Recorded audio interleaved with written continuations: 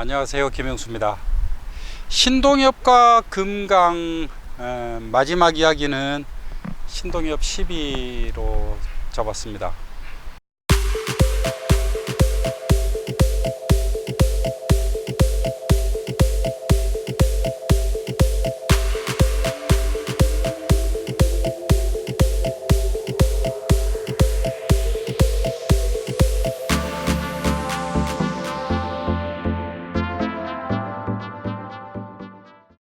신동엽 시인 1969년 4월에 죽어서 파주에 묻혔어요. 생애가 굉장히 짧았고 굉장히 어렵게 산 시인의 생애였던 거죠. 굉장히 불운했고 비운했어요. 상당히 많은 시인들이 아쉬워했기 때문에 돈을 모아서 시비를 건립을 하게 됩니다. 너무나 안타깝게 죽었던 거죠. 그런데 부여에서 신동엽 시비를 세울 때 처음에는 다 반대를 했어요. 좌익이라고 해가지고 좌파 시인이라고 신동엽 시인을 구박을 많이 했죠. 그래서 읍내에다가 시비를 못 세우고 바깥으로 쫓겨났는데 제가 생각할 때 더욱 잘 된 것 같아요. 그래서 금강기슭에 신동엽 시비가 세워진 겁니다. 금강기슭에 신동엽 시비가 세워져서 부여를 자랑스럽게 만드는 게 아니라 누를 끼친다고 당시에 이제 주민들은 그렇게 반대를 했던 거죠. 토호 세력의 일부가 부여에서. 근데 이제 사실은 그 이후에 신동엽 시에 이 서사시 금강이 어떤 기록을 가지고 있는 작품이냐면 4,800행짜리 시니까 그렇게 긴 시 써가지고 누가 읽으랴 어디에다 발표할래 이런 작품인데 그 시가 가극이 돼서 서울 공연, 평양 공연을 한 유일한 작품이 됐어요. 서사시 금강이 가극 금강이 돼서 평양 공연했을 때 문익환 목사님 아드님이죠. 그분이 문호근 그 오페라 감독이에요. 한국에서 나중에 그 예수로 전당 이사장도 하시고 그럽니다. 그분이 굉장한 분이에요. 돌아가셨죠. 그분이 그 연출을 해서 가극 금강 공연을 했을 때 서울에서 아니 평양에서 객석에서 기립박수하는 그런 장면들이 사진으로 돼서 우리 문학관에 현재 전시를 하고 있습니다. 성남문화재단에서 다시 작업해서 또 서울 공연, 평양 공연을 하겠다 이렇게 작업을 한 적이 있고 지금도 아마 통일맞이해서 그 작업이 진행 중인 걸로 그렇게 알고 있습니다. 이 시비 세울 때 축사하신 분이 김동리 선생이고요. 소설가. 신동엽 장례식 때 보니까 사회 그러니까 장례식 사회를 하신 분이 소설가 하근찬 선생이세요. 그 다음에 조시를 읽으신 분이 신동엽 조시를 읽은 분이 신동문 시인이세요.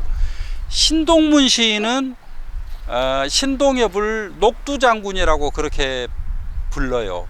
조시가 녹두장군의 이야기입니다. 전부 다 금강 이야기라고 이렇게 생각하시면 될 것 같습니다. 이게 신동엽 시비입니다. 신동엽 시비를 보시고 나면은 이제 그런 느낌이 들 것 같은데요. 예로부터 현자들은 길을 따라다녔어요. 찾아다녔다고 말해야 될지 모르죠. 아마 그 신동엽 시비에서 이 부여의 미래도 다시 이렇게 걸어가야 옳은 게 아닌가 이런 생각이 듭니다. 저는 이 부분을 어떻게 생각했냐면은 부여 이야기도 이제 소멸의 시대에서 생성의 시대로 가야 된다 이렇게 생각돼서 신동엽 문학관이 한편으로 스토리텔링 발전소 역할을 할 수 있었으면 참 좋겠다 이런 생각들을 했었어요. 그러면은 부여 인문기행은 그냥 인문학적 상상력을 가지고 바람 쐬고 다니는 뭐 이런 종류의 길이 아니고 어쩌면은 꽤 중요한 깊은 사색이 필요한 또는 어쩌면은 좀 치열한 그 역사적, 철학적 사유가 쟁투를 해야 되는 뭐 그런 그런 기행은 아닐까 이런 생각도 조금 해봅니다.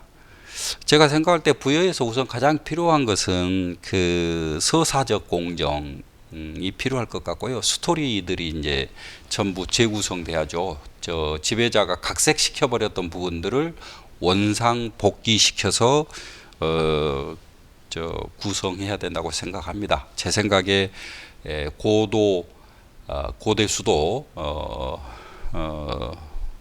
대한 문화적인 중요도를 이렇게 인식한다면은 어쩌면 이런 것은 뭐 학술진흥원 일일 수도 있고 어떻게 보면은 문화예술위원회 일일 수도 있고 하여튼 그런 종류의 일이 되지 않을까 그렇게 생각이 들어요. 그렇지 않으면은 끝없이 매 시대마다 제기되는 우리 사회의 그 비판적 지식인들의 문제 제기만 계속 이렇게 어지럽게 이렇게 제기가 되는 그런 상황이 되지 않을까 이런 생각이 들고요. 그럴 때 중요한 것이 이 고도 백제의 고도 부여는 특히 금강은 한국 근현대 문화사에서 어떤 기호로 사용되었는지를 저는 평가해 볼 필요가 있다고 생각합니다. 저는 언젠가 그 영화 황산벌을 보고 이렇게 옛날 사람들도 다 자기 언어가 있었는데 이 상상력을 건드린 점이 너무너무 저 감동적이었어요.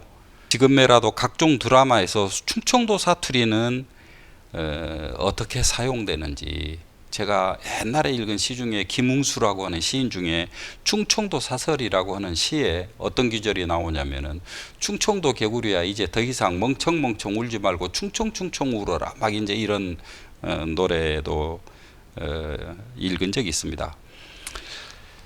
그런 사례 중에 꽤 중요한 것 중에 하나가 일제강점기의 신민요 성주풀이 같은 것들을 재조명하는 것도 꽤 중요하다고 생각을 합니다.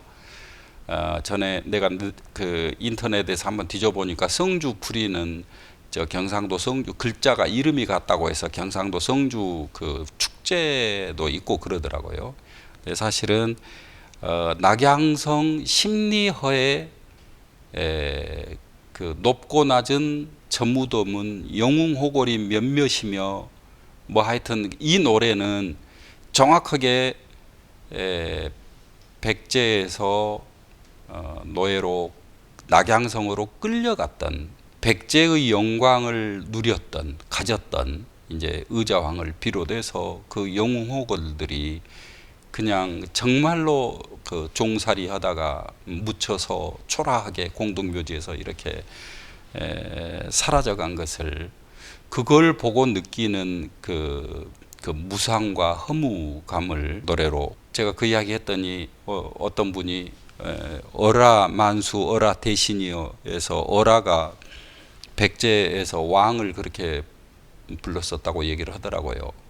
내가 생각할 때 이런 것들이 그리스 로마 신화만 중요한 게 아니고 지금 신동엽이 문학적 대지로서 다시 확보했던 지금 이제 이런 것들인데 이런 것이 다시 동학으로 그다음에 또 다른 미래지향적 사상으로 토착적이고 영성적인 대안적 근대의 어떠한 답안으로 이렇게 제출되어야 되는 것이 아닌가.